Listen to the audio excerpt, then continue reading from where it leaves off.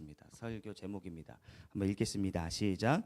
당신의 구원이 흔들릴 때 두 가지만 기억하라라는 제목으로 지난주에 이어서 구원 사용 설명서 두 번째 시간을 가지려고 합니다. 우리 주변에는 이런 분들이 꼭 있습니다. 자신이 구원받은 사람임에도 불구하고 여전히 구원을 누리며 살지 못하는 이들이 분명히 존재하죠. 그 이유를 말씀을 드리자면, 결론의 말씀을 먼저 드리자면, 그것은 바로 죄 때문입니다. 조금 더 구체적으로 표현하자면 죄에 대한 인식이고, 그것을 조금 더 파헤쳐 보면 이미 해결된 죄에 대한 인식의 부족이다라고 저는 표현하고 싶습니다. 즉, 지금까지 지은 과거의 모든 죄, 또 우리가 연약해서 앞으로도 짓게 될 그 죄로 말미암아서 우리로 하여금 이미 구원의 기쁨, 감격을 주셨는데 여전히 그런 것들이 걸림돌이 되어 누리지 못한다라는 것이죠. 다시 한번 강조를 드립니다. 우리는 왜 예수 그리스도의 보혈의 피로써 구원을 받았음에도 불구하고 여전히 지난주의 말씀에 빗댄다면 구원의 강산에서 기쁨을 캐내어 맛보아 살지 못하는가? 그것은 죄의 문제를 해결하지 못한 것으로 비롯된 심판에 대한 두려움, 혹은 성화되지 못한 현재 자신의 모습을 보는 것, 또한 하나님의 뜻대로 살지 못하는 자신을 보면서 우리는 구원받았음에도 불구하고 구원의 확신 없이, 기쁨 없이 살아가고 있다라고 하는 것입니다. 여러분들도 전도하다 보면 분명히 이런 분들, 이렇게 말하는 분들을 분명히 만나실 수 있는데요. 전도하다 보면 나요, 중학교 때까지 교회 열심히 다녔어요. 어떤 분들은 저는 청년 때요, 나름 청년회 회장도 했던 사람입니다. 수련회 가면 꼬박꼬박 가서 참석하고 은혜도 받고 방언도 받은 사람이에요. 그러다가 대학 가서 선배님 자매 만나서 술을 알게 되었고, 뭐 MT다 뭐다 해서 주일 한두 번 빠지게 되다 보니 결국 교회가 멀어지게 되었고, 그다음에 아내를 만났는데, 남편을 만났는데 예수 믿지 않는 사람들, 혹은 예수 믿지 않는 가정으로 결혼하는 바람에 점점 교회가 멀어지게 되었죠. 아마도 이 모습으로는 더 이상 하나님이 저를 받아주시지 않을 겁니다. 자신의 죄가 많다라고 하는 고백을 많이 들었을 겁니다. 자신이 자신의 죄를 판단할 때 죄질이 악하다는 거죠. 하나님 다음으로 자신의 죄를 잘 아는 사람은 자신밖에 없지 않겠습니까? 그 자신을 하나님이 받아주시지 않을 거라는 겁니다.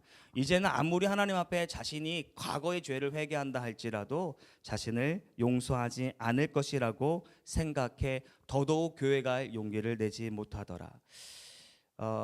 그런 분들뿐만이 아니라 신앙생활하고 있는 우리들 가운데도 흔히 저지르는 신앙의 오류가 있는데, 많은 분들에게 이렇게 물어봅니다. 당신은 어떻게 해서 구원을 받았습니까? 정말 적지 않은 수가 이렇게 말하는 것을 저는 듣습니다. 제가 지금까지 지었던 죄를 낱낱이 눈물로 주님 앞에 고백하고 회개함으로 죄사함을 받았습니다 라고 말합니다. 근데 이 말은 완전히 틀린 말입니다. 성경 어디에도 이렇게 구원을 얻었다, 구원을 얻는다라고 말씀하고 있지 않기 때문입니다. 우리가 전에 지었던 죄를 회개함으로 구원을 받게 된다면 과연 예수님께서 십자가에 못 박혀 피 흘려 죽으실 이유가 있었겠냐라고 하는 것이죠.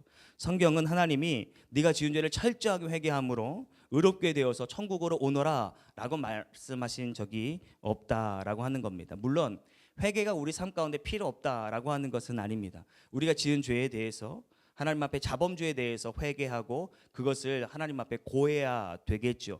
그리고 다시는 그와 같은 죄를 짓지 않겠노라라고 주님 앞에 우리가 다짐해야겠죠. 그러나 이것은 자범죄의 문제일 뿐이지 원죄의 문제가 회개함으로 해결되지 않는다라는 것입니다. 원죄의 문제는 어떻게 해결받게 되어지는가라고 하는 문제를 오늘 이 시간 우리가 말씀을 통해 확인해 보려고 하는데요. 본문의 말씀입니다.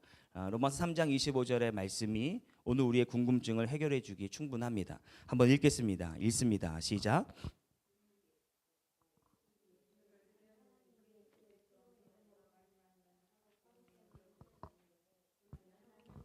길이 참으시는 중에 전에 지은 죄를 간과하심으로 자기의 의로우심을 나타내려 하심이니.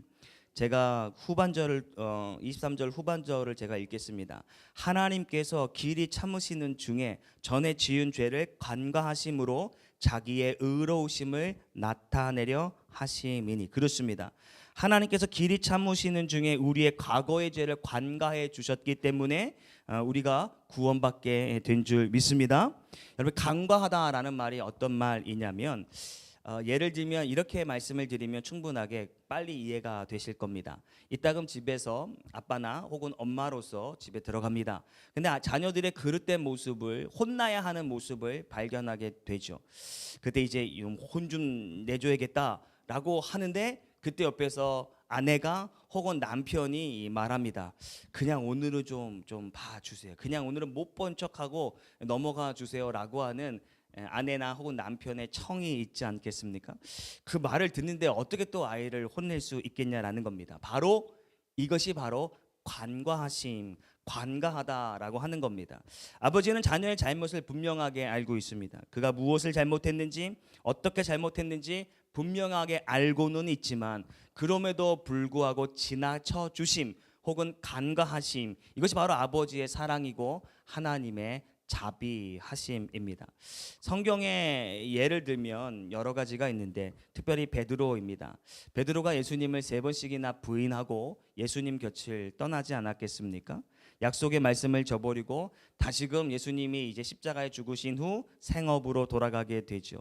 고기를 잡는데요, 한 마리도 잡지 못했던 것 아니겠습니까? 그때 누군가가 그물을 오른편에 던져라라고 했을 때 던졌습니다. 정말 너무 많은 물고기가 이제 그물에 걸리는 바람에 끌어올 수가 없었던 거죠. 그때 베드로는 직감합니다. 저분은 예수님이다. 그리고 예수님께서 제자들을 위하여 친히 생선을 굽고 제자들을 기다리고 있었습니다. 그때 상황을 성경은 다음과 같이 묘사하는데 요한복음 21장 12절의 말씀을 한번 읽겠습니다. 시작. 예수께서 이르시되 와서 조반을 먹으라 하시니 제자들이 주님이신 줄 아는 고로 당신이 누구냐 감히 묻는 자가 없더라. 제자들이 생선을 구운 분이 누구인 줄 알게 되었다라는 겁니다. 그래서 당신이 누구입니까? 라고 말하지 못했다. 아마도 이것은 제자들도 염치가 있었던 것이죠. 불과 얼마 전까지만 해도 예수님의 제자였으나 십자가에 못 박혀 죽으시는 예수님 부인하고 도망가고 생업으로 복귀했던 것 아니겠습니까? 그때 예수님이 부활하신 다음에 제자들을 찾아주신 거죠. 송구한 마음에, 민망한 마음에, 너무나도 죄스러워서 어느 누구도 예수님인 것을 알지만 예수님이라고 말하지 못했다라는 것이죠. 그때 누군가가 그 정막을 깨뜨리시고 먼저 이야기의 시작을 거신 분이 있습니다. 바로 예수님인데요. 혹시 이런 성경 찾아보셨나요? 예수님이 제일 먼저, 야 이놈아, 네가 어떻게 이럴 수 있느냐? 네가 그러고도 나의 제자였느냐? 어쩜 네 한 목숨 살겠다라고 많은 사람들 앞에서 나를 부인하고 그렇게 주랭랑 칠 수 있느냐라고 말씀하신 것은 성경에 찾아볼 수 없고 오히려 이렇게 예수님께서 말씀하셨죠. 요한의 아들 시몬아, 네가 나를 사랑하느냐? 이 이야기를 들었을 때 제자들의 마음은 어땠을까? 베드로의 마음은 어땠을까? 안 그래도 미안하고 송구한 마음인데 예수님 또 한 번 요한의 아들 시몬아 네가 나를 사랑하느냐? 또 한 번 요한의 아들 시몬아 네가 나를 사랑하느냐? 이런 찬양 있는데 아십니까? 요한의 아들 시몬아 네가 다른 사람들보다 나를 더 사랑하느냐 하고 주님이 물으셨네. 아마도 많은 말씀을 하고 싶었겠지만 예수님의 제자들을 향한, 특별히 베드로를 향한 이 말씀은 베드로로 하여금 회개하도록 하고 베드로로 하여금 숙연해지도록 하셨으기에 충분한 말씀이었겠죠. 예수님은 제자들을 책망하는 대신에 3번 물으심으로 내가 너희의 죄를 다 용서한다, 다 관과했다라고 말씀하셨던 겁니다. 그가 예수님을 부인한 것은 명백한 잘못, 죄이죠. 그러나 주님이 그 죄를 간과해 주신 것, 그래서 그를 의롭게 하신 겁니다. 이것이 하나님의 간과하심의 사랑이 고스란히 우리가 오늘 얻게 된 구원의 감격에도 여전히 작용되었다라는 겁니다. 삭개오를 잘 아실 텐데요. 삭개오의 직업만 보더라도 삭개오가 얼마나 아주 악랄한 사람이었던지, 얼마나 유대인들을 괴롭게 했다런지 우리는 알 수 있는 것 아니겠습니까? 그런데 예수님께서 한 날은 삭개오를 찾아가셨습니다. 즉 죄인인 삭개오를 구원하시고자 이미 작정하셨고 그를 찾아가 다음과 같이 매우 놀라운 선포를 하십니다. 누가복음 19장 9절과 10절의 말씀인데요. 한번 우리가 큰 목소리로 읽어봤으면 좋겠습니다. 읽겠습니다. 시작.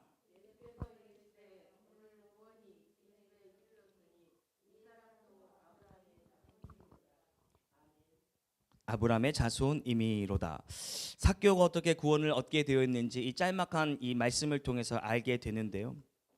그가 어떻게 구원을 얻게 되었는가? 뽕나무에 올라가며 예수님을 만나고자 했던 의지가 그로 하여금 구원 얻게 했는가? 그렇지 않습니다.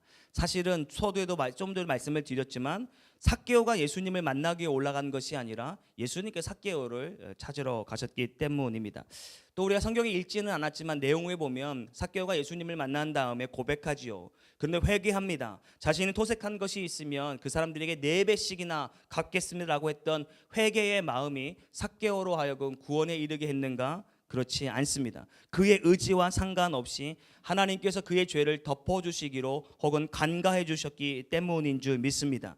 예수님의 간과하심의 은혜가 없었더라면 그가 그 어떤 행동을 한다 할지라도 혹은 4배 혹은 10배 이상 내가 갚겠습니다라고 한다 할지라도 주님의 간과하심의 은혜가 없더라면 인생의 어떠한 노력도 구원에 이를 수 없다라고 하는 것을 우리는 이 사건을 통해 알게 되는 것. 마지막 한 사람 더 있는데 그것이 바로 가늠하다 현장에서 붙들린 여인입니다. 율법을 위반한 여인. 사람들이 예수님 앞에 발 앞에 그녀를 꿇게 합니다. 율법에서는 이런 자를 돌로 치라 했는데 어떻게 했으면 좋겠습니까? 라고 예수님에게 함정 질문을 하게 되는 것이죠. 그때 예수님이 뭐라고 하셨습니까? 너희 중에 죄 없는 자가 먼저 돌로 치라. 이 한 말씀에 성난 군중이 당장이라도 돌을 던져 그 여인을 살해하려고 했던 그 마음이 숙연해지고 그 자리를 떠나게 된 것이죠. 그때 이제 넓은 공간에 예수님과 그 여인만 남았던 것 아니겠습니까? 예수님께서 그 여인에게 하셨던 말씀을 오늘 저에게도 하고 여러분들에게도 하실 텐데 요한복음 8장 11절의 말씀을 예수님이 우리에게 한다라는 마음으로 한번 읽어봤으면 좋겠습니다. 요한복음 8장 11절입니다. 읽겠습니다. 시작. 예수께서 이르시되 나도 너를 정죄하지 아니하노니 가서 다시는 죄를 범하지 말라 하시니라. 이 예수님의 강가하심이 그녀를 구원한 줄 믿습니다. 이것이 아버지 하나님의 마음이시고 그분의 사랑인 것이죠. 미국에는 FBI가 있다면 한국에는 막강한 이 수사권을 가지고 있는 검찰이 있지 않겠습니까? 이따금 텔레비전을 통해서 보면 뭐 정치인이나 혹은 경제인이나 혹은 중범죄자들을 수사할 때 그 내용들을 보면 참으로 놀랍습니다. 야, 정말 검사의 수사력이 막강하구나, 대단하구나. 때로는 20년 전의 사건을 들추기도 하고 때로는 아무도 몰랐겠지 하는 내용들을 어떻게 사돈의 팔촌에 있는 모든 것들을 이용해서 죄를 드러내지 않습니까? 그리고 형을 판정하게 되는 것들을 보죠. 저는 그런 것들을 볼 때마다 야, 인간의 죄를 이렇게 들추는데 만약 하나님께서 우리의 죄를 들추시기 시작한다면 정말 부끄러워서 어떻게 하나님을 배울 수 있을까라고 하는 마음이 들지 않겠습니까? 죄로 따진다면 얼마나 많은 죄를 우리가 짓고 살아갑니까? 그럼에도 우리가 감사한 것은 우리의 죄를 간과해 주셨다라고 하는 사실을 믿는 우리 모두가 되기를 주의 이름으로 축원합니다. 우리를 구원하여 주시기로 작정하셨기 때문에 간과해 주셨던 거죠. 따라합시다. 하나님은 우리의 죄를 나의 죄를 간과하셨습니다. 믿으시면 아멘. 하나님이 저의 죄를 혹은 여러분들의 죄를 간과해 주셨다라고 하는 것이죠. 사랑하는 성도 여러분, 여러분이 받은 구원이 흔들릴 때 기억해야 될 첫 번째가 있는데요. 하나님이 나의 죄를 간과해 주셨지, 하나님의 나의 죄를 모른 척하여 주셨지 라고 하는 그 은혜를 생각할 때마다 잃어버렸던 구원의 감격을 회복할 수 있는 저와 여러분이 되기를 주의 이름으로 축원합니다. 우리의 의나 우리의 노력으로 얻어지는 것이 아닌 그분의 간가하심으로 얻어진 구원이니 모쪼록 일평생 그 감격, 기쁨 누리게 되기를 주의 이름으로 축원합니다. 또 신앙 상담을 하다 보면 자주 듣는 질문이에요. 아마 여기 계신 전도사님이나 많은 분들도 그와 같은 질문을 들었을 것이라고 봅니다. 전도사님, 목사님, 내가 이렇게 더러운데, 아마 자신의 죄를 얘기하는 거겠죠. 이렇게 더러운데 하나님이 정말 저를 사랑하십니까? 하나님이 정말 저를 구원하셨습니까? 반복되는 죄와 변하지 않은 자신의 모습에 그렇게 얘기했다라고 저는 봅니다. 이런 생각이 들 때마다 우리의 구원이 흔들리게 되고 불확실하게 느껴지는 것은 어찌 보면 당연해 보이기도 합니다. 나 같은 죄인이 어떻게 구원을 받을 수 있어? 라고 하며 더욱더 자신의 신앙을 망가뜨려가는 안타까운 인생들을 보게 되는 것이죠. 또 어떤 면에서는 참 말씀하시는 것이 겸손하구나라고 볼 수도 있지만 저는 그것을 겸손하다라고 표현하지 않고 영적인 교만이다라고 말하고 싶습니다. 이것은 하나님의 지혜와 하나님의 능력, 하나님의 강강하심은 내어버려 두고 자신의 의를 자기만 의롭다라고 얘기하는 것과 마찬가지이기 때문입니다. 성경은 우리에게 말합니다. 히브리서 10장 17절의 말씀도 다시 한번 읽어봤으면 좋겠습니다. 히브리서 10장 17절 읽겠습니다. 시작. 또 그들의 죄와 그들의 불법을 내가 다시 기억하지 아니하리라 하셨으니. 아멘. 이는 우리가 일생 동안 지은 모든 죄에 대하여 사면의 선포인 거죠. 우리가 알고 지은 죄가 있거나 혹은 모르고 있는 죄, 혹은 믿기 전에 지었던 죄, 혹은 믿은 후에도 여전히 지었던 모든 죄를 우리 주님이 말씀하시기를 기억조차 하지 않겠다. 물론 방금 읽었던 히브리서의 말씀은 대상이 정해져 있으면서 기록되어 있는 말씀인데요. 초기 기독교 당시에는 많은 유대인들이 회심하게 되었습니다. 근데 유대교에서 개종하게 된 거죠. 말 그대로 기독교로 개종하게 된 겁니다. 근데 개종한 유대인들 중에는 이렇게 고민하는 사람들이 적지 않았는데, 내가 일평생 동안 죄를 지으면 어린 양을 잡아다가 화목제물을 드리고, 혹은 내가 형편이 낫지 않으면, 조금 녹록치 않으면 비둘기라도 잡아다가 내 죄를 하나님 용서해 주십시오 라고 한다든지, 아니면 1년에 한 번 대속죄일에 자신의 지은 죄를 또 화목제를 드림으로 말미암아 자유함을 누렸던 것 아니겠습니까? 그런데 예수님을 믿고 난 이후로부터는 단번에 이 죄가 해결되어졌다라고 말하니 이것이 실감이 나지 않았던 겁니다. 그래서 뭔가 좀 찜찜한 거예요. 진짜 이렇게 해도 되는가? 아니야, 다시금 돌아가서 1년에 한 번만이라도 내가 내 죄를 속죄하는 것이, 다시금 유대교로 돌아가는 것이 옳은 것 아니냐라고 하는 사람들이 생겨나게 된 것이죠. 그 믿음이 연약한 성도들을 향하여, 다시금 돌아가려고 하는 성도들을 향하여 하신 말씀이 바로 이 말씀입니다. 마치 우리가 믿음으로 구원을 받는다, 믿는 것만으로 모든 죄가 사해진다, 정말 이게 가능한 일이야?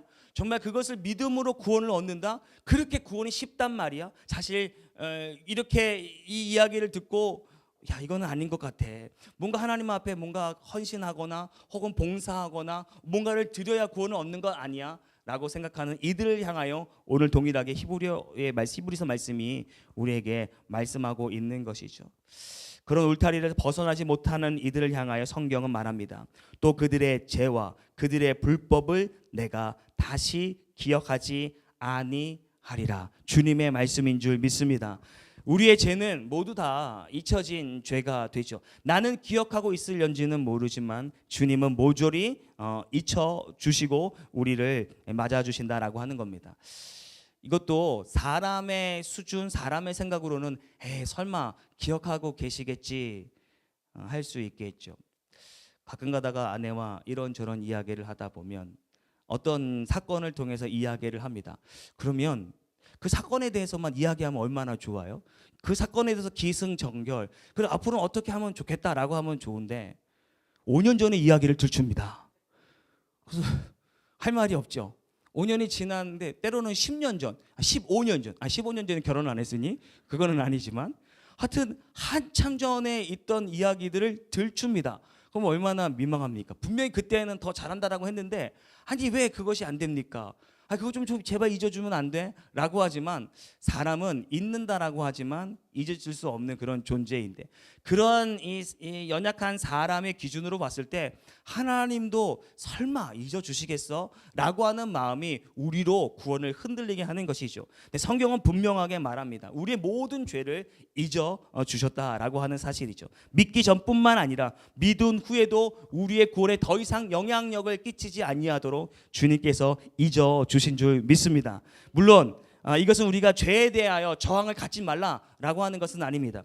당연히 우리가 죄에 대해서 우리가 싸워야죠. 그렇지 않으면 첫 번째 시간에도 말씀을 드렸던 것처럼 구원파와 다를 것이 없습니다. 주님이 나를 구원하셨다는데 편안하게 살아도 되겠네, 마음대로 죄를 져도 되겠네 라고 하는 것이 아니라고 하는 것이죠. 그래서 바울은 로마서 이런 말씀도 하지 않았습니까? 그런즉 우리가 무슨 말을 하리요? 은혜를 더하게 하려고 죄에 거하겠느냐? 그럴 수 없느니라. 죄에 대하여 죽은 우리가 어찌 그 가운데 더 살리요 라고 했던 것 아니겠습니까? 구원의 확신에 있는 사람은 결단코 다시금 죄를 짓지 아니하도록 자신에게 몸부림을 치게 되어 있다라고 하는 것입니다. 구원받은 백성이기 때문에 죄와 타협하지 않고 싸워야 하는 것은 너무나도 마땅한 것.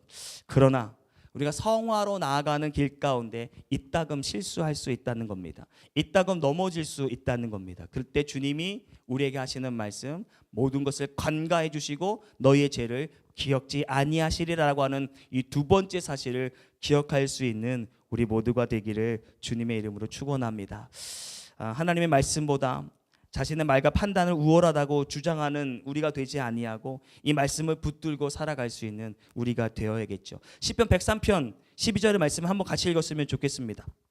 읽겠습니다. 시작. 동이 서에서 먼 것 같이 우리의 죄가를 우리에게서 멀리 옮기셨으며, 이 말씀도 우리에게 구원의 자유를, 구원의 기쁨을 누리는데 한 몫을 합니다. 여기서 멀리 옮기셨다라고 하는 이 원어를 분석해 보면 현재 완료형으로 되어 있다라는 것이죠. 이것이 현재 완료형으로 되어 있다라고 하는 것이 얼마나 우리에게, 우리의 신앙에 유익한 줄 모릅니다. 현재 완료형이 갖고 있는 특징이 있는데 두 가지를 말씀드리면, 그것은 과거에서부터 그 동사의 영향력이 지금까지 여전히 미치고 있다라고 하는 것 아니겠습니까? 멀리 옮기셨다라고 하는 것은 일회성으로 끝나는 것이 아니라 과거에서부터 지금까지 여전히 그것이 옮겨지고 있다라고 하는 사실을 우리에게 말씀하고 있는 것이고, 두 번째, 과거 완료형의 동사의 특징이 무엇이냐면 앞으로 일어난 일에 대해서도 여전히 그 동사의 영향력이 미친다라고 하는 것을 우리가 이해할 때 얼마나 이 말씀이 큰 도전과 은혜가 되는 줄 모릅니다. 동이 서에서 먼 것 같이 우리의 죄가를 우리에게서 멀리 옮기셨으며 라고 하는 이 사실은 우리의 죄를 멀리 옮겼을 뿐만 아니라 지금도 옮기고 있고 앞으로도 옮기고 있다라고 하는 귀한 은혜의 말씀이 되는 거죠.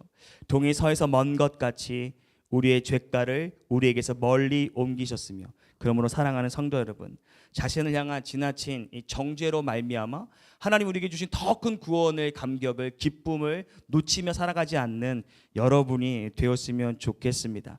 그래서 구원을 누리지 못하고 이 땅에서 루저로만 살아가는 우리가 아니라 우리 날마다 구원의 감격, 승리의 감격을 얻고 살아갈 수 있는 저와 여러분이 되기를 주의 이름으로 축원합니다. 이제 말씀을 정리할 텐데요. 예수 그리스도를 믿음으로 말미암아 구원함을 얻으신 사랑하는 성도 여러분, 그 증거는 어디 있냐면 지금 여러분들의 마음속에 뜨겁게 타오르고 있는 구원의 이 감격, 기쁨입니다. 왜 증거를 받았음에도 불구하고 여전히 누리며 살아가지 못합니까? 왜 여전히 이 죄짐에 눌려 사냐라고 하는 것이죠. 예수님께서 십자가에 못 박히시면서 우리의 구원을 이루시기 위해 십자가에 못 박혀 돌아가시면서 마지막 하셨던 말씀, 테텔레스타이, 다 이루었도다. 무엇을 다 이루셨습니까? 그렇게 하셔야만이 구원을 이루실 수 있기에, 아무리 우리가 100번 눈물로 회개한다 할지라도 사랑하는 아들, 사랑하는 딸, 그것으로 구원을 이룰 수 없지. 그래서 당신이 십자가에 던져지셔야만, 고통을 받으셔야만, 피를 흘리셔야만이 구원이 완성될 수 있기에 테텔레스타이, 다 이루었다. 그러니 구원받은 자로서 구원을 누림은 당연한 것입니다. 죄의 속박에서 벗어나 이 땅에 살면서 구원의 자녀라면 누구나도 누릴 수 있는 기쁨의 주의를 얻게 된 것이죠. 모쪼록 우리의 남은 인생 구원받은 자로서 더 이상 죄의 지배를 받지 아니하고 지난주에 말씀드렸던 구원의 광산에서 하나님이 여러분들에게 주실, 구원의 자녀에게 주실 모든 것들을 누려 살게 되기를 주님의 이름으로 축원합니다. 기도하겠습니다.